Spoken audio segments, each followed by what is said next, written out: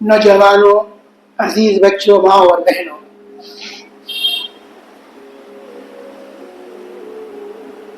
خطبہ مسنونہ کے بعد سورہ احزاب کی ایک آیت کریمہ آپ لوگوں کے سامنے تلاوت کی گئی ہے۔ اس آیت کریمہ کے اندر اللہ رب العالمین ارشاد فرماتے ہیں کہ مسلمانوں، تمہارے لیے اللہ کے رسول صلی اللہ علیہ وسلم کے اندر بہترین نمونہ ہے، ان کی حیات پاک کے اندر بہترین نمونہ ہے۔ جو لوگ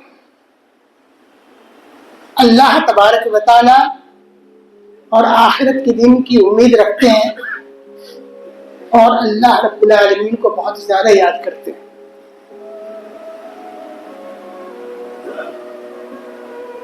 بھائیوں اور دوستوں، اس روئے زمین کے اوپر موجودہ وقت میں تقریباً 8.25 ارب سے زیادہ انسان بستے ہیں۔ اس میں مسلمانوں کی تعداد تقریباً 25% ہے، عیسائیوں کی تعداد 31% ہے، اور اس کے علاوہ دیگر اقوام، دیگر مذاہب اور دیگر طبقات کے لوگ موجود ہیں۔ انسانی دنیا کے اندر ہم انسانوں میں بہت سارے طبقات ہیں۔ ان طبقات میں پڑھے لکھے بھی ہیں، غیر پڑھے لکھے بھی ہیں۔ بادشاہوں کا ایک الگ طبقہ ہے، سپہ سالاروں کا ایک الگ طبقہ ہے، حکماء اور فلاسفر کا ایک الگ طبقہ ہے، دنیا کے رہنماؤں کا، لیڈروں کا الگ طبقہ ہے۔ لیکن ان تمام طبقات کے اندر سب سے بہترین طبقہ انبیاء کرام علیہ السلام کا ہے، اس لیے کہ انبیاء کرام علیہ السلام کی ذات گرامی اس دنیا کے اندر ایسی ہے کہ انہوں نے نہ صرف اپنی زندگی کے اندر بلکہ اپنے آنے والے متبعین اور فالوورز کے اندر بھی اپنا ایک بہت بڑا اثر چھوڑا ہے، اور وہ اثر رہتی دنیا تک باقی اور برقرار رہے گا۔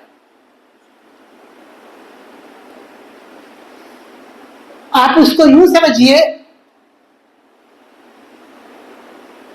کہ بڑے بڑے فلاسفر اس دنیا کے اندر گزرے ہیں، سائنٹسٹ گزرے ہیں، رہنما گزرے ہیں، بادشاہ اور ملوک گزرے ہیں،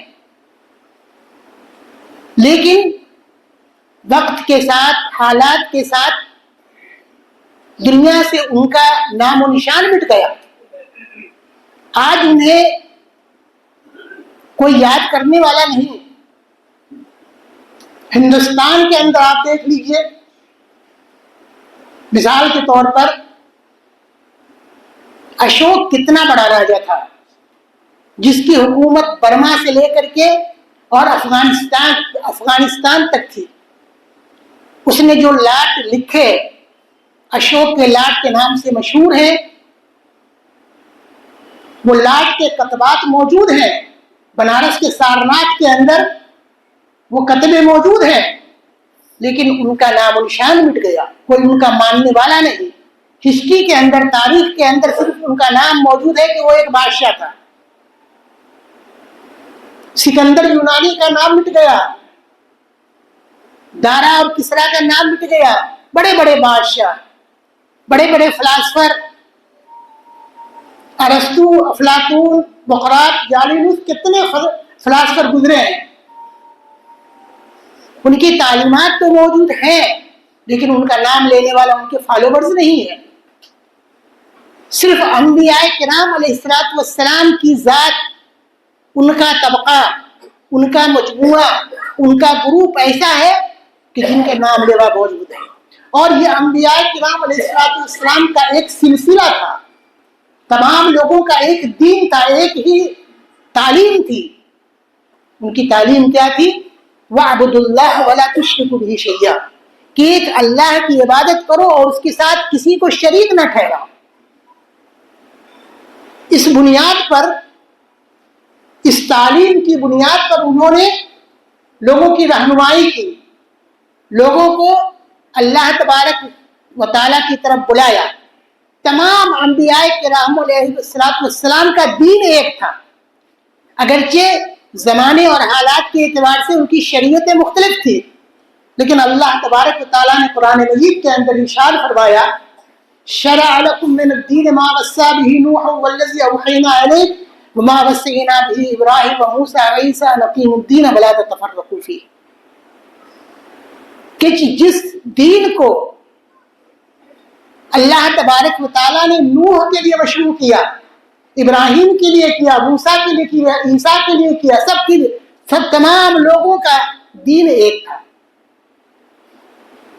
سب کی دعوت ایک تھی، سب کا پیغام ایک تھا، اصلاح کا کام، اللہ تبارک و تعالیٰ کی طرف بلانے کا کام سب کا ایک تھا، تمام انبیاء کرام علیہ الصلوۃ والسلام۔ اس لیے یہ صرف ایک طبقہ ہوا۔ البتہ ان انبیاء کرام علیہ الصلوۃ والسلام کی تعداد علامہ ابن قیم رحمۃ اللہ علیہ نے زاد المعاد کے اندر تقریباً 1.25 لاکھ سے زیادہ کا تذکرہ کیا ہے، ان میں سے تقریباً 25 کا نام کے ساتھ قرآن مجید میں ذکر موجود ہے، اور باقی لوگوں کا بغیر نام کے موجود ہے، اس لیے کہ اللہ رب العالمین نے قرآن مجید کے اندر ارشاد فرمایا: وَإِن مِّنْ أُمَّةٍ إِلَّا خَلَا فِيهَا نَذِيرٌ، کوئی بھی ایسی قوم، کوئی بھی ایسا گروپ، کوئی بھی ایسی جماعت نہیں گزری ہے جس کے اندر اللہ تبارک و تعالیٰ کو کوئی نذیر، کوئی ڈرانے والا نہیں آیا ہو، کوئی پیغمبر نہیں آیا ہو۔ ان انبیاء کرام علیہ الصلوۃ والسلام جو انسانی طبقات میں سب سے کریم تھے، سب سے اچھے تھے، ان انبیاء کرام علیہ الصلوۃ والسلام کے اندر بھی 5 پیغمبر ایسے آئے ہیں جن کا ذکر قرآن مجید کے اندر اللہ تبارک و تعالیٰ نے کیا ہے، ان کو اولو العزم سے تعبیر کیا۔ فاصبر کما صبر اولو العزم من الرسل، جس طرح سے اولو العزم پیغمبروں نے صبر کیا، اسی طریقے سے اے نبی آپ بھی صبر کیجئے۔ وہ 5 اولو العزم پیغمبر کون تھے؟ حضرت نوح علیہ السلام، حضرت ابراہیم علیہ السلام، حضرت موسیٰ علیہ السلام، حضرت عیسیٰ علیہ السلام، اور جناب محمد رسول اللہ صلی اللہ علیہ وسلم جو سید الانبیاء اور خاتم الانبیاء ہے۔ ان کا نام، اور میں نے جیسا کہ آپ کو بتایا شروع کے اندر کہ ان 8 ارب سے زیادہ انسانی آبادی کے اندر جو روئے زمین پر بستی ہے، ان میں زیادہ تر انہی 3 پیغمبر کے ماننے والے ہیں۔ عیسائی، حضرت عیسیٰ علیہ السلام کے جو فالوورز ہیں، ان کی تعداد 31% ہے اس میں سے، یعنی کہ آپ اس کا 100 میں سے 31% ان کی تعداد ہے۔ مسلمانوں کی تعداد 25% ہے، یہودیوں کی تعداد اور کتنی پرسنٹ؟ اللہ اعلم، تقریباً تو دنیا کی آدھی سے زیادہ 2/3 آبادی انہی انبیاء کرام علیہ السلام کے ماننے والی ہے، اتنی بڑی آبادی ہے۔ اور ان 5 اولو العزم پیغمبروں میں سے یہودی، نصرانی اور مسلمان، یہ تینوں جو دنیا کی اتنی بڑی آبادی ہے، اپنے نبی کو ماننے والی ہے، یہ اپنے نبی کو اپنا آئیڈیل مانتی ہے۔ لیکن قرآن مجید میں اللہ تبارک و تعالیٰ نے 2 نبی کا تذکرہ کیا ہے کہ ان دونوں کی زندگی کو، ان کی لائف کو اے مسلمانوں تم اپنے لیے نمونہ سمجھو، اپنے لیے ایک آئیڈیل سمجھو، ان کی زندگی کے اندر ان کا جو اسوہ حسنہ ہے ان کو اپناؤ اور اسی کے مطابق تم زندگی گزارو۔ ان 2 پیغمبروں میں سے کون ہے؟ ایک حضرت ابراہیم علیہ السلام اور دوسرے جناب محمد رسول اللہ صلی اللہ علیہ وسلم۔ ان دونوں کا تذکرہ قرآن مجید کے اندر اللہ تبارک و تعالیٰ نے تذکرہ کرنے کے بعد فرمایا حضرت ابراہیم علیہ السلام کے بارے میں فرمایا قد کانت لکم اسوۃ حسنۃ فی ابراہیم والذین معہ کہ لوگوں مسلمانوں تمہارے لیے ابراہیم اور ان کے ساتھیوں کے اندر بہترین نمونہ ہے. اس لیے کہ ابراہیم علیہ السلام کو اللہ تبارک و تعالیٰ نے مختلف چیزوں کے اندر آزمایا اور جب وہ ان آزمائش کے اندر پورے اترے تو اللہ تبارک و تعالیٰ نے ان کو دنیا کا امام اور پیشوا بنا دیا. وَإِذِ ابْتَلَىٰ إِبْرَاهِيمَ رَبُّهُ بِكَلِمَاتٍ فَأَتَمَّهُنَّ قَالَ إِنِّي جَاعِلُكَ لِلنَّاسِ إِمَامًا. جب اللہ تبارک و تعالیٰ نے حضرت ابراہیم علیہ السلام کو چند چیزوں کے اندر آزمایا اور ان آزمائش کے اندر وہ پورے اترے تو اللہ تبارک و تعالیٰ نے فرمایا ان کو انی جاعلک للناس اماما کہ ابراہیم میں تم کو دنیا کا پیشوا بنا رہا ہوں. اور آج دیکھ لیجیے دنیا کی آبادی کے اندر یہودی نصرانی اور مسلمان تینوں ابراہیم علیہ السلام کو مانتے. دنیا کی جو ہے نا 2/3 آبادی انہی کے ارد گرد ہے. انہی تینوں ابراہیم علیہ السلام کے اولاد کے بارے میں انہی کے بیٹے اسماعیل علیہ السلام تھے جن کی نسل سے جناب محمد رسول اللہ صلی اللہ علیہ وسلم پیدا ہوئے اور مسلمانوں کی آبادی اس کے ذریعے سے اسلام کو ماننے والے. انہی کے نسل سے ان کے بیٹے حضرت اسحاق علیہ السلام تھے جن کے بیٹے یعقوب تھے. ان سے بنی اسرائیل ہوئے اور بنی اسرائیل ہی کے اندر یہودی اور عیسائی پیدا ہوئے. بنی اسرائیل کے اندر حضرت یعقوب علیہ السلام کی اولاد میں سے. تو میرے بھائیوں یہ ابراہیم علیہ السلام کی ذات گرامی دنیا کے لیے صرف مسلمانوں کے لیے نہیں بلکہ یہودیوں کے لیے عیسائیوں کے لیے اور بھی دوسرے پیغمبر تھے اور دوسری قومیں ان کے لیے پیشوا اور نمونہ ہے. دنیا کا امام اللہ تبارک و تعالیٰ نے ان کو بنا دیا. ابراہیم علیہ السلام تو عمومی طور پر. اس کے بعد بات آتی ہے جناب محمد الرسول اللہ صلی اللہ علیہ وسلم کی. آخری نبی سید الانبیاء کائنات کے اندر سب سے افضل ترین انسان اللہ تبارک و تعالیٰ کے بعد اگر کسی کی ذات ہے تو جناب محمد الرسول اللہ صلی اللہ علیہ وسلم کی ذات گرامی ہے. اس لیے مسلمانوں کو کہا گیا کہ اے مسلمانوں تم اپنی نبی کی ذات کو نمونہ مانو. انہوں نے جیسی زندگی گزاری ویسی زندگی گزارو. لقد كان لكم في رسول الله اسوة حسنة لمن كان يرجو الله واليوم الآخر. اگر تم کو اللہ کے پاس جانے کی امید ہے اگر تم کو آخرت کے اوپر یقین ہے تو اپنے نبی کی زندگی کے اندر آئیڈیل تلاش کرو. نبی کی بات سمجھو کہ دیکھو نبی کی زندگی کیسی تھی اور یہ چیز کیسے حاصل ہوگی نبی صلی اللہ علیہ وسلم کی سیرت پاک کو پڑھ کر کے. آپ کی زندگی کو ہم پڑھیں گے کہ آپ کا بچپن کیسا گزرا آپ کی جوانی کیسے گزری آپ کا حاکم وقت کے اعتبار سے کیسا زمانہ گزرا آپ نے پریشانی کے عالم میں تنگ دستی کے عالم میں کیسا وقت گزارا. ساری چیزیں نبی کریم صلی اللہ علیہ وسلم کی زندگی کے اندر ہمارے لیے نمونہ ہے اور ہم اسی کو اپنانے کا حکم دیا گیا ہے ہمیں اور آپ کو.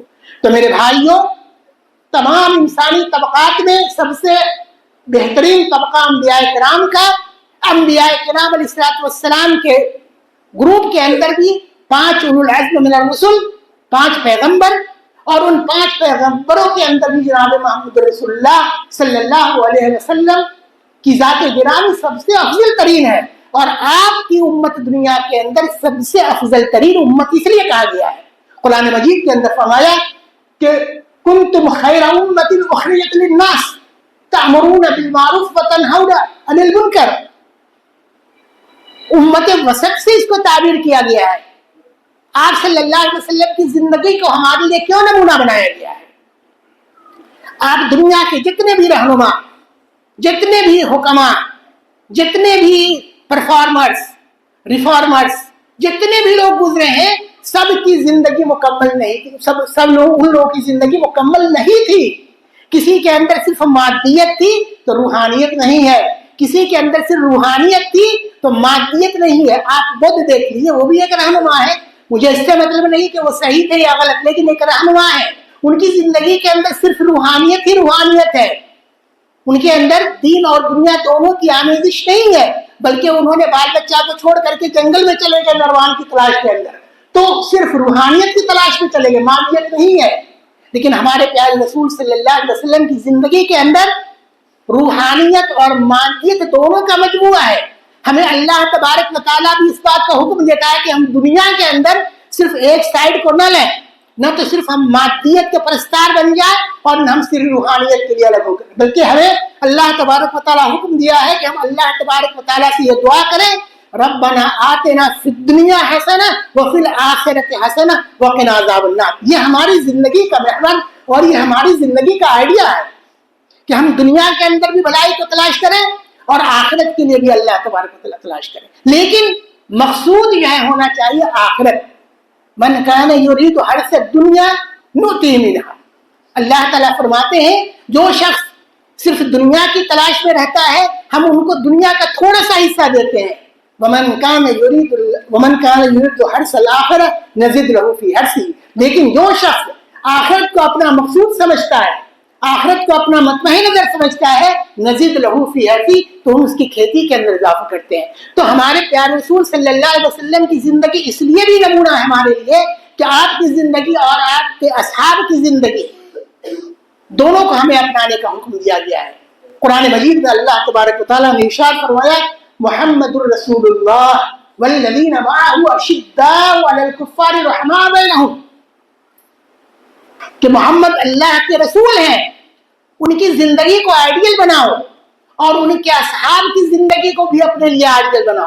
اس لیے کہ ان کی صفت کیا ہے, رحماء اشداء علی الکفار رحماء بینہم, کہ وہ دوستوں کے درمیان اگر ہوتے ہیں تو آپس میں ایک دوسرے کے مشفق, مہربان, ہمدرد, غمگسار سب کچھ ہوتے ہیں. لیکن جب باطل کے مقابلے میں ہوتے ہیں, کفار کے مقابلے میں ہوتے ہیں, تو اشداء علی الکفار انتہائی سخت ہوتے ہیں.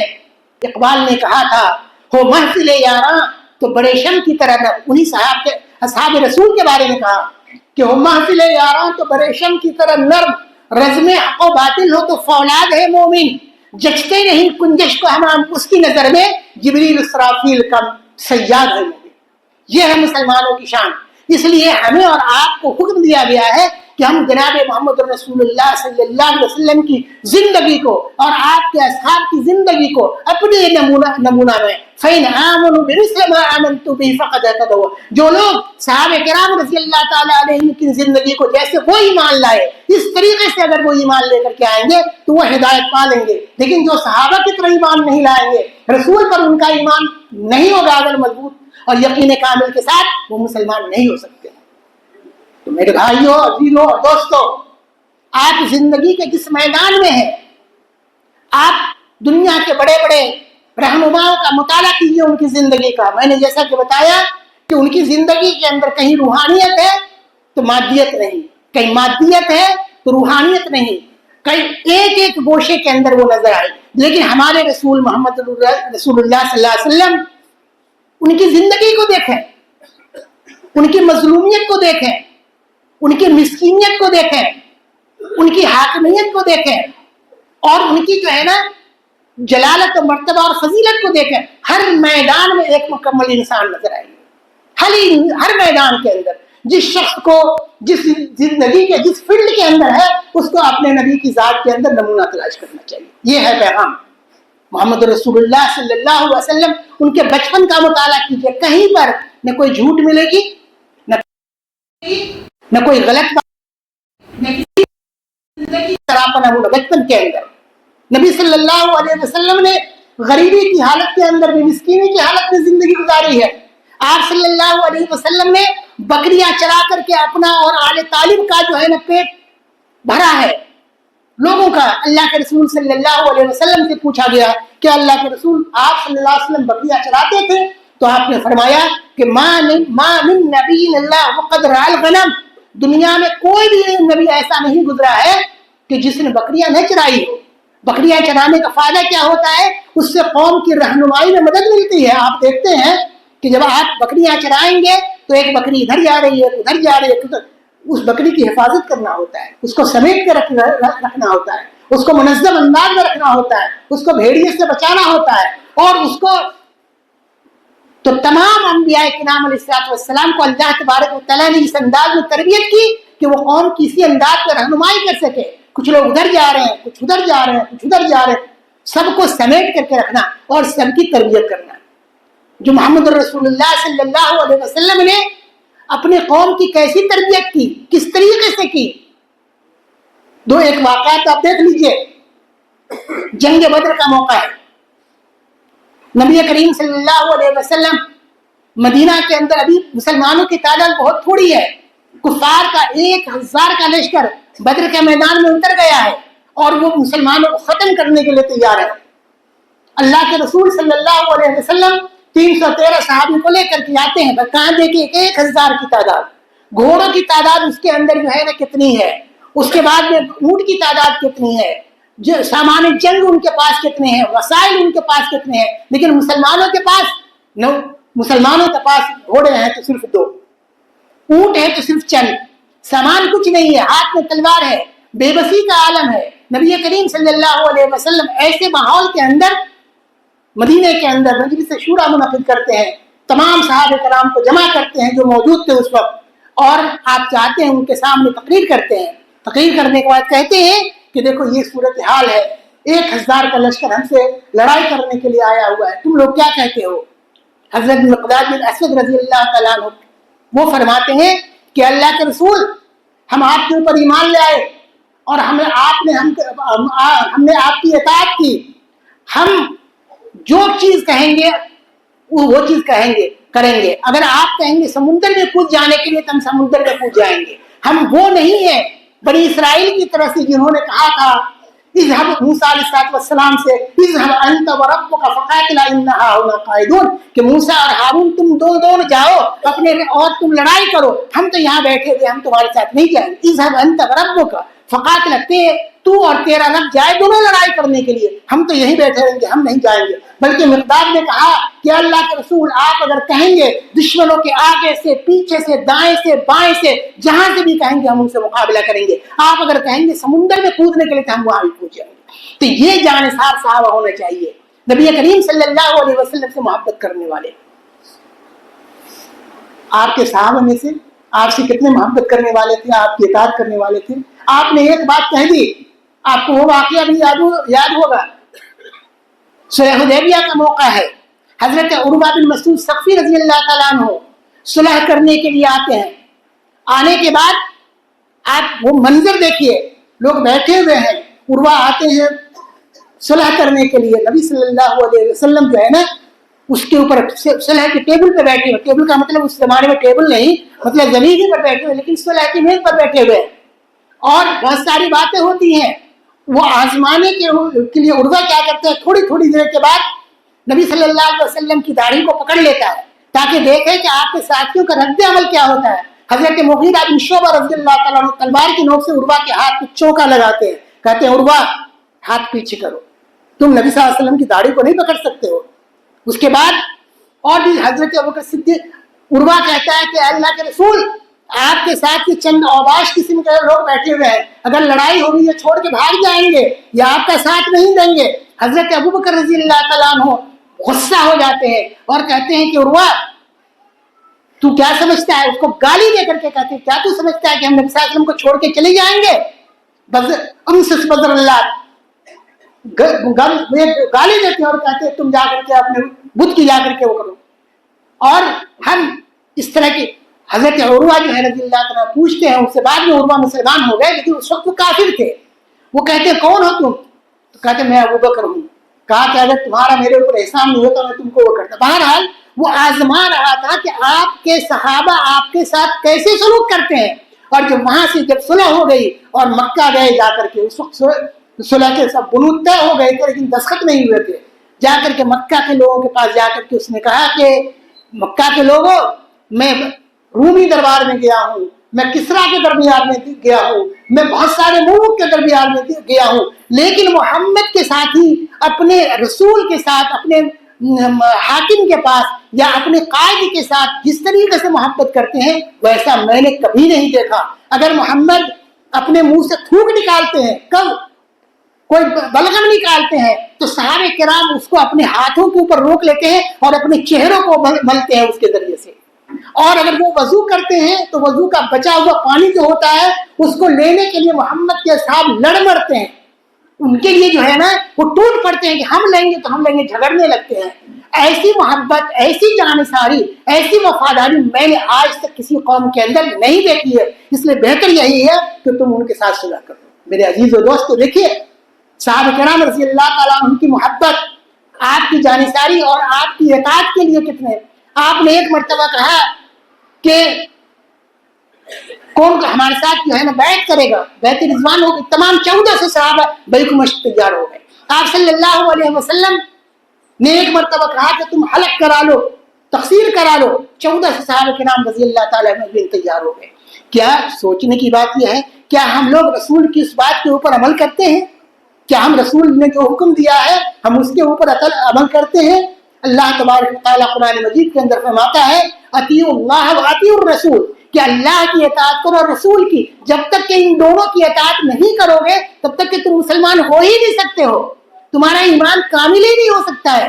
احادیث بے شمار ہے، آپ لوگ سنتے ہیں بے شمار ہے، میں صرف اشارہ کرتا ہوں، دیکھ لیجئے۔ تو جناب محمد الرسول اللہ صلی اللہ علیہ وسلم کی زندگی کو اپنی زندگی کے اندر داخل کیجئے، آپ کی سیرت کو پڑھیے کہ آپ صلی اللہ علیہ وسلم گھر میں کیسے تھے، آپ صلی اللہ علیہ وسلم میدان جنگ میں کیسے تھے، آپ صلی اللہ علیہ وسلم دشمنوں کو کیسے معاف کرتے تھے، آپ صلی اللہ علیہ وسلم قابو پانے کے باوجود کس طریقے سے، آپ کو معلوم ہے کہ مکہ والوں نے آپ کو کتنا ستایا، کتنا پریشان کیا، آپ صلی اللہ علیہ وسلم اور آپ کے ساتھیوں کو مکہ میں کتنی تکلیف دی گئی۔ حضرت عمار بن یاسر رضی اللہ تعالیٰ عنہ کے والد یاسر رضی اللہ تعالیٰ عنہ کو شہید کیا گیا، ان کی اہلیہ سمیہ کو شہید کیا گیا، اور اتنی نبی صلی اللہ علیہ وسلم دیکھ رہے تھے اور آپ عمار کو تلقین کر رہے تھے صبر یا آل یاسر، کہ آل یاسر تم صبر کرو، اللہ تبارک و تعالیٰ اس کا بدلہ تم کو دے گا۔ کتنی بلال کے ساتھ کتنی اذیتیں دی گئی، حضرت زبیر بن عوام رضی اللہ تعالیٰ عنہ کو کتنی اذیت دی گئی، خبیب بن عدی رضی اللہ تعالیٰ عنہ کو خباب بن عرد کو کتنی اذیت، تمام اتنے ظلم، اتنے پریشانی اور اتنا ستانے کے باوجود جب محمد الرسول اللہ صلی اللہ علیہ وسلم کو فتح مکہ کے وقت جب ان کفار کے اوپر غلبہ حاصل ہوا، مکہ فتح ہو گیا، آپ صلی اللہ علیہ وسلم کے ایک اشارے کے اوپر مکہ کے جو ان لوگوں کو جنہوں نے آپ کو ستایا تھا، آپ کے اصحاب کو ستایا تھا، چاہتے تو پورا ان کا جو ہے سر قلم ہو جاتا، لیکن نبی کریم صلی اللہ علیہ وسلم نے کیا فرمایا؟ یہ تعامل ہے، آپ صلی اللہ علیہ وسلم کی زندگی کا یہ تعامل ہے کہ آپ صلی اللہ علیہ وسلم کو جب موقع ملا تو انہوں نے مکہ والوں کو کہہ دیا انتم الطلقاء لا تثریب علیکم اليوم یغفر اللہ لکم، کہ لوگوں تم سب کے سب آزاد ہو، کسی نے بدلہ نہیں لیا، کہا انتم الطلقاء تم سب کے سب آزاد ہو، لا تثریب علیکم اليوم آج کے دن تمہارے اوپر تمہارا کوئی جرم نہیں ثابت کیا جائے، سب کو معاف کر دیا۔ تو یہ اصل میں یہ نبی صلی اللہ علیہ وسلم کی زندگی کے اندر یہ نمونہ ہے کہ ہم اور آپ، یہ تو فاتح کی حیثیت سے آپ نے دیکھ لیا کیسے کیا، مظلوم کی حیثیت سے دیکھ لیجیے، نبی صلی اللہ علیہ وسلم جو ہے نا مظلوم کی حالت میں، آپ کو معلوم ہے کہ جب نبی صلی اللہ علیہ وسلم دین کی دعوت کے لیے مختلف جگہوں کے اوپر جا رہے ہیں تو انہیں میں سے ایک جگہ طائف کے اندر گئے، وہاں کے لوگوں نے عبد یغوث، عبد شمس وغیرہ جو خاندان تھا ان کا، انہوں نے اپنے اوباشوں کو نبی صلی اللہ علیہ وسلم کے پیچھے لگا دیا اور انہوں نے آپ کے اوپر پتھر پھینکنا شروع کر دیا، جس کی وجہ سے آپ کے نال، آپ کے جو جوتے تھے اس کے اندر خون جم گیا، پورا پاؤں جو ہے لہو لہوان ہو گیا۔ اس وقت نبی صلی اللہ علیہ وسلم بہت مایوس ہوئے، پریشان ہوئے، جا کے ایک جگہ جا کے بیٹھ گئے۔ بیٹھنے کے بعد آسمان سے فرشتہ آیا اور انہوں نے کہا کہ اللہ کے رسول آپ اگر حکم دیں تو ان طائف کے 2 پہاڑیوں کو ہم ملا دیں اور طائف والوں کو اسی بیچ کے اندر ملیامت کر دیں، لیکن نبی کریم صلی اللہ علیہ وسلم نے کیا فرمایا؟ لا، کہا نہیں، ایسا مت کرو، ہو سکتا ہے کہ انہی کی نسل میں کچھ ایسے لوگ پیدا ہوں گے جو اللہ وحدہ لا شریک کا نام لیں گے، جو کلمہ شہادت کا اقرار کریں گے، جو کلمہ پڑھیں گے، اور بعد میں وہی ہوا کہ وہی قبیلہ بنو ثقیف جو اپنی دشمنی کے اندر، اپنی شدت کے اندر، اپنے اس کے اندر جو ہے نبی صلی اللہ علیہ وسلم کے ساتھ ایسا وہ کیا تھا۔ آپ مظلوم ہیں، آپ کے اوپر اتنا زیادہ ظلم و ستم ہوا، لیکن آپ ان کے لیے بد دعا نہیں کرتے ہیں، آپ ان کو سزا نہیں دیتے ہیں، بلکہ آپ ان کو معاف کر دیتے ہیں۔ اور پھر آپ نے پیشین گوئی کی تھی کہ اسی نسل کے، اسی قوم سے ایسے لوگ پیدا ہوں گے جو اللہ کی دعوت کو، اللہ کے دین کو پہنچائیں گے. محمد بن قاسم ثقفی جو فاتح سندھ ہیں، جنہوں نے ہندوستان میں آ کر کے اسلامی حکومت قائم کیا تھا. آج آپ پاکستان کا جو علاقہ سندھ کا علاقہ ہے، انہیں محمد بن قاسم رحمۃ اللہ علیہ انہیں کے قد و کاوش محنت اور ان کے اصحاب کی قد و کاوش ہے. یہ وہی قبیلے بنو ثقیف کے لوگ، محمد بن قاسم ثقفی. اور بھی حجاج بن یوسف ثقفی، حجاج نے بھی بہت کام کیا ہے. حجاج، یہ اس میں کوئی شک نہیں کہ وہ ظالم تھا. بہت سے لوگوں کے ساتھ اس نے صحابہ کرام، بہت سے صحابہ کا اس نے قتل کیا ہے. اللہ اس کے اعمال کو اس کے مطابق اس کا بدلہ عطا فرمائے. وہ میں اس میں نہیں جانا چاہتا، لیکن وہی حجاج بن یوسف ہے کہ جس نے ایسے نیک پاک کام بھی کیا ہے. آپ کو بتائیں، اسی حجاج بن یوسف نے قرآن مجید کے اندر تشکیل کے اعراب لگایا ہے، زبر زیر لگایا ہے، جس سے ہم اور آپ پڑھتے ہیں ذالک الکتاب لا ریب فیہ، ورنہ اس سے پہلے زبر زیر نہیں تھا. تو حجاج بن یوسف ثقفی کے ذریعے اللہ تبارک و تعالیٰ نے کام لیا. باتیں بہت زیادہ ہیں اور بیان کرنے کے لیے آپ کے پاس اشارہ کافی ہے. میرے کہنے کا مطلب یہ ہے کہ نبی پاک صلی اللہ علیہ وسلم کی اور آپ کے اصحاب کی زندگی کو نمونہ بنائیں گے اپنے لیے. جیسے انہوں نے زندگی گزاری ویسے زندگی گزاریے. اگر ان کی سیرت کو آپ نمونہ بنائیں گے تو دنیا میں بھی کامیاب رہیں گے اور آخرت کے اندر بھی کامیاب رہیں گے. لیکن اگر آپ نے ان کو چھوڑ کر کے، محمد اور ان کے اصحاب کو چھوڑ کر کے کسی اور کو اپنا آئیڈیل بنایا، کسی دوسرے کو اپنا آئیڈیل بنایا، کسی اور قوم کو بنایا، کسی اور فرد کو بنایا، کسی اور رہنما کو بنایا، تو آپ کی نہ دنیا میں کامیابی ملے گی نہ آخرت کے اندر کامیابی ملے گی. یہی پیغام ہے.